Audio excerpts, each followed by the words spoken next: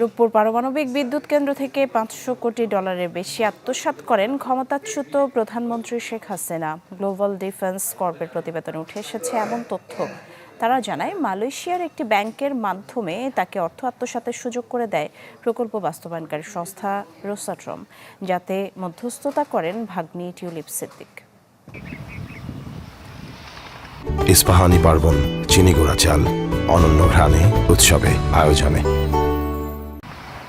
দেশের সবচেয়ে বড় ও ব্যয়বহুল প্রকল্প রূপপুরের পারমাণবিক বিদ্যুৎ কেন্দ্র। আশা করা হচ্ছে এটি পুরোপুরি বাস্তবায়নের পর 20% বিদ্যুতের চাহিদা পূরণ করবে।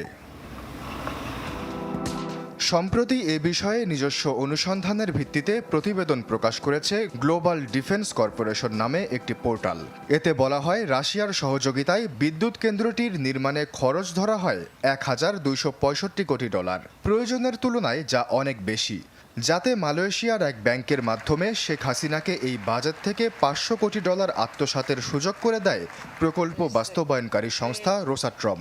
নিজের ভাগ্নি টিউলিপ সিদ্দিকের মধ্যস্থতায় রাশিয়ার সাথে এ চুক্তি করেন তৎকালীন প্রধানমন্ত্রী শেখ হাসিনা। এই মধ্যস্থতার বিনিময়ে পাচার করা অর্থের 30% পেয়েছেন টিউলিপ, শেখ রেহানা ও পরিবারের কয়েক সদস্য। 2013 সালে রাশিয়ার প্রেসিডেন্ট পুতিনের সাথে শেখ হাসিনার সাক্ষাতের সময় সঙ্গী হয়েছিলেন টিউলিপ সিদ্দিক। গ্লোবাল ডিফেন্স কর্পের দাবি, সে সময় ঢাকা মস্কোর $1 বিলিয়ন অস্ত্র চুক্তির মধ্যস্থতাও করেন তিনি।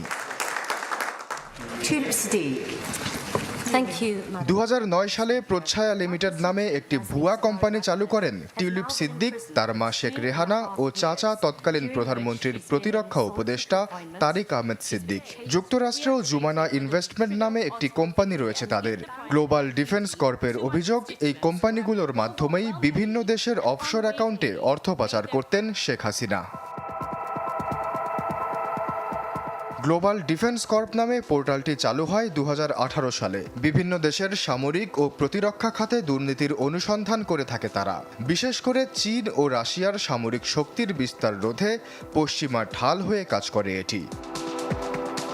আশ্বাস চৌধুরী, চ্যানেল 24।